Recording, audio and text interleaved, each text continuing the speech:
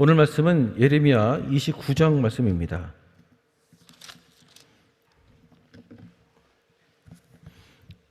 예레미야 29장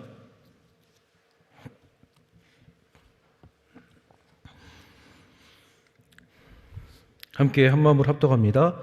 선지자 예레미야가 예루살렘에서 이 같은 편지를 느부갓네살이 예루살렘에서 바벨론으로 옮겨간 포로 중 남아있는 장로들과 제사장들과 선지자들과 모든 백성에게 보내었는데, 때는 여고니아 왕과 국모와 환관들과 및 유다와 예루살렘 방백들과 목공들과 철공들이 예루살렘에서 떠난 후라. 유다 왕 시드기야가 바벨론으로 보내어 바벨론 왕 느부갓네살에게로 가게 한 사반의 아들 엘리사와 힐기야의 아들 그마랴의 손에 위탁하였더라. 일렀으되, 만군의 여호와 이스라엘의 하나님, 내가 예루살렘에서 바벨론으로 사로잡혀 가게 한 모든 포로에게 이같이 이르노라. 너희는 집을 짓고 거기 거하며 전원을 만들고 그 열매를 먹으라. 아내를 취하여 자녀를 생산하며 너희 아들로 아내를 취하며 너희 딸로 남편을 맞아 그들로 자녀를 생산케 하여 너희로 거기서 번성하고 쇠잔하지 않게 하라. 너희는 내가 사로잡혀 가게 한 그 성읍에 평안하기를 힘쓰고 위하여 여호와께 기도하라. 이는 그 성이 평안함으로 너희도 평안할 것임이니라. 만군의 여호와 이스라엘의 하나님이 이같이 말하노라. 너희 중 선지자들에게와 복술에게 혹하지 말며 너희가 꾼바 꿈도 신청하지 말라. 내가 그들을 보내지 아니하였어도 그들이 내 이름으로 거짓을 예언함이니라. 여호와의 말이니라. 나 여호와가 이같이 말하노라. 바벨론에서 70년이 차면 내가 너희를 권고하고 나의 선한 말을 너희에게 실행하여 너희를 이곳으로 돌아오게 하리라. 나 여호와가 말하노라. 너를 향한 나의 생각은 내가 하나니 재앙이 아니라 곧 평안이요 너희 장래에 소망을 주려 하는 생각이라. 너희는 내게 부르짖으며 와서 내게 기도하면 내가 너희를 들을 것이요 너희가 전심으로 나를 찾고 찾으면 나를 만나리라. 나 여호와가 말하노라. 내가 너희에게 만나지겠고 너희를 포로된 중에 다시 돌아오게 하되 내가 쫓아 보내었던 열방과 모든 곳에서 모아 사로잡혀 떠나게 하던 본 곳으로 돌아오게 하리라. 여호와의 말이니라 하셨느니라. 너희가 말하기를 여호와께서 바벨론에서 우리를 위하여 선지자들을 일으키셨다 하므로 여호와께서 다윗의 위에 앉은 왕과 이 성에 거하는 모든 백성 곧 너희와 함께 포로되어 가지 아니한 너희 형제에게 대하여 이같이 말씀하시느니라. 만군의 여호와께서 이같이 말씀하시되, 보라, 내가 칼과 기근과 연병거를 그들에게 보내어 그들로 악하여 먹을 수 없는 악한 무화 같게 하겠고, 내가 칼과 기근과 연병으로 그들을 따르게 하며 그들을 세계 열방 중에 흩어 학대를 당하게 할 것이며, 내가 그들을 쫓아 보낸 열방 중에서 저주거리와 놀램과 치소와 모욕거리가 되게 하리니, 이는 내가 내 종 선지자들을 그들에게 보내되 부지런히 보내었으나 그들이 내 여호와의 말을 듣지 아니함이니라. 여호와의 말이니라. 그런즉 내가 예루살렘에서 바벨론으로 보낸 너희 모든 포로여, 나 여호와의 말을 들을지어다. 만군의 여호와 이스라엘의 하나님, 내가 골라의 아들 아합과 마하세야와 아들 시드기야에 대하여 말하노라. 그들은 내 이름으로 너희에게 거짓 예언을 한 자라. 보라, 내가 그들을 바벨론 왕 느부갓네살의 손에 붙이리니 그가 너희 목전에서 그들을 죽일 것이니라. 너희 바벨론에 있는 유다 모든 포로가 그들로 저주거리를 삼아서 이르기를, 여호와께서 너로 바벨론 왕이 불살라 죽인 시드기야와 아합 같게 하시기를 원하노라 하리니, 이는 그들이 이스라엘 중에서 망명되이 행하여 그 이웃의 아내와 행음하며 내가 그들에게 명하지 아니한 거짓을 내 이름으로 말함이니라. 나는 아는 자요 증거이니라. 여호와의 말이니라 하셨다 하였더라. 너는 느헬라 사람 스마에게 이같이 말하여 이르라. 만군의 여호와 이스라엘의 하나님이 이같이 말씀하여 가라사대, 내가 내 이름으로 예루살렘에 있는 모든 백성과 제사장 아마사야의 아들 스바냐와 모든 제사장에게 글을 보내어 이르기를, 여호와께서 너로 제상 여호야다를 대신하여 제상을 삼아 여호와의 집 유사로 세우심을 무릇 미친 자와 자칭 선지자를 착고에 채우며 칼을 메우게 하심이여거늘 이제 내가 어찌하여 너희 중에 자칭 선지자라 하는 아나돗 사람 예레미야를 책망하지 아니하느냐. 대저 그가 바빌론에 있는 우리에게 편지하기를 때가 오래리니 너희는 집을 짓고 거기 거하며 전원을 만들고 그 열매를 먹으라 하였다 하였느니라. 제사장 스바냐가 스바냐의 글을 선지자 예레미야에게 읽어 드릴 때에 여호와의 말씀이 예레미야에게 임하여 가라사대 너는 모든 포로들에게 글을 보내어 이르기를 여호와의 느헬람 사람 스바냐에 대하여 이같이 말씀하시되 내가 스바냐를 보내지 아니하였거늘 그가 너희에게 예언하고 너희로 거짓을 믿게 하였도다. 그러므로 나 여호와가 이같이 말하노라. 보라 내가 느헬람 사람 스마야와 그 자손을 벌하리니 그가 나 여호와께 패역한 말을 하였음이니라. 이라여 이 백성 중에 거할 그의 사람이 하나도 없을 것이라. 내가 내 백성에게 행하여 하는 선한 일을 그가 보지 못하리라 하셨다 하라. 여호와의 말이니라. 아멘. 효와 행복 잠시 보겠습니다. 효와 행복 장래의 소망을 주려하는 생각이라. 오늘 성구 핵심 말씀 나 여호와가 말하노라. 너희를 향한 나의 생각은 내가 아나니 재앙이 아니라 곧 평안이요 너희 장래에 소망을 주려 하는 생각이라. 너희는 내게 부르짖으며 와서 내게 기도하면 내가 너희를 들을 것이요. 아멘. 예레미야 29장 11절과 12절의 말씀입니다. 죄로 인해 삶에 예기치 않은 징계가 닥쳐오면 사람들은 대략 세 가지 종류의 부정적인 반응을 보인다. 한 부류는 징계의 고난 속에 주저앉아 낙심하며 날마다 눈물 속에서 사는 사람들이 있고 또 한 부류는 난 이렇게 살 수 없어 라고 외치며 현재 상황을 부인하는 사람들이다. 또 한 부류는 자신을 징계 가운데 몰아넣은 하나님을 원망하거나 징계의 도구로 사용되는 상황과 사람을 끊임없이 비판하며 세월을 보낸다. 그러나 하나님은 택한 자녀들이 이러한 모습들로 징계의 시간을 보내길 원치 않으신다. 하나님께서 징계받은 백성들에게 원하시는 것은 첫째, 현재의 삶에서 최선을 다하라는 것이다. 남유다는 하나님의 징계의 도구로 선택하신 바빌론에 의해 포로로 잡혀갔다. 포로 생활은 힘들고 고난스럽다. 하루속히 벗어나기만을 간절히 원할 뿐이다. 그런데 하나님께서는 포로된 남유다 백성들에게 말씀하시기를 바빌론에서 집 짓고 아내를 취하고 자녀를 낳아서 번성하라고 하신다. 이는 거짓 예언에 대한 기대를 끊어버리기 위함이시며 하나님의 명령에 순종케 함으로써 자신들의 죄를 뉘우치게 하시기 위함이다. 둘째, 현재 삶에서 만나는 사람들을 위해 기도하라는 것이다. 하나님께서 포로된 남유다 백성들에게 바벨론을 위해 기도하라고 명령하신다. 바벨론을 향한 원망과 비판은 남유다에게 전혀 도움이 되지 않는다. 바벨론이 잘 돼야 남유다도 평안할 수 있기 때문에 하나님께서 바벨론을 위해 기도하라고 요구하시는 것이다. 징계를 속히 벗어나도록 하는 것만이 하나님의 사랑이라고 많은 사람들은 생각한다. 그러나 하나님은 징계를 통해서도 우리를 향한 사랑을 표현하신다. 하나님이 우리를 징계 속에 걷게 하시는 것은 재앙을 위함이 아니라 평안과 장래의 소망을 주시기 위함이다. 아멘. 오늘 주신 말씀으로 잠시 하나님 말씀 잠시 나누겠습니다.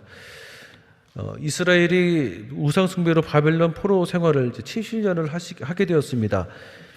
이스라엘에 남아있던 사람들도 있었지만 이제 바벨론에 가서 포로 생활을 해야 되는 사람들도 있었습니다. 포로 생활을 하는 사람들을 가리켜서 남은 자, 즉 렘넌트라고 얘기를 합니다. 오늘 말씀은 한 번도 가보지 않고 만나보지 않았던 낯선 상황에 놓여져 있는 사람들, 즉 신앙적 렘넌트를 향한 하나님의 마음을 부어주고 있습니다. 사실 2023년 5월 23일, 이 23일은 나에게 주어진 첫 번째 날이자 마지막 날 아니겠습니까? 주어진 이 하루가 오늘 주의 음성으로 승리하는 하나님의 백성이 되기를 주의 이름으로 축복합니다. 두 가지를 함께 나누겠습니다. 첫째는 현재의 삶을 살라는 것입니다. 현재의 삶을 살라. 미국의 스탁데일이라고 하는 장교가 있었습니다. 이 사람이 베트남 전쟁에서 7년간 포로 생활을 했던 사람이었습니다. 훗날 스닥딜 장교가 그 포로 생활을 회유를 했더니 너무 막연한 기대감, 막연한 긍정적인 생각들을 했던 사람들이 죽더라는 것이에요.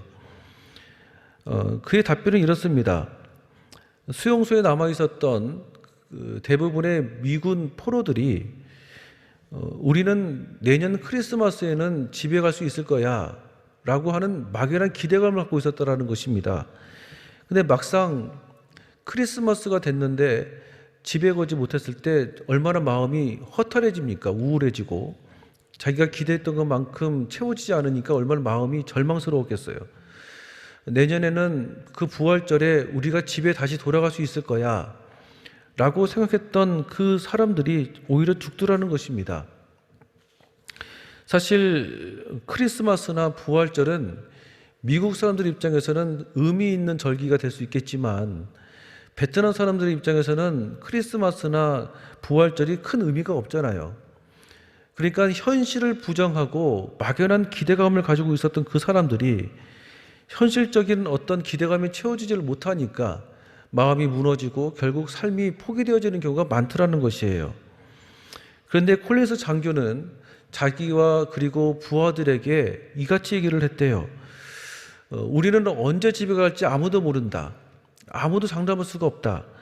우리가 여기 이제 살아야 되니 무엇이든지 좋으니까 무엇이든지 하자. 아무것도 할 것이 없는 사람들은 최소한 쪼그러뜨기라도 하라고. 그러면 우리가 살아날 수가 있다라고 얘기를 했다라는 것이에요. 한쪽에서는 객관적인 현실을 받아들였습니다. 그리고 내가 할 수 있는 작은 것이라도 좋으니 그것을 실천하면서 살았던 사람들은 살았다라는 것이죠. 그리고 한쪽에서는 막연한 기대감을 갖고 있었던 사람들이 있었습니다. 언젠가는 잘 될 거야. 언젠가는 끝날 거야. 이 막연한 그 기대감. 이것이 채워지지 않았을 때 그 사람들이 오래 살지 못하더라는 것입니다.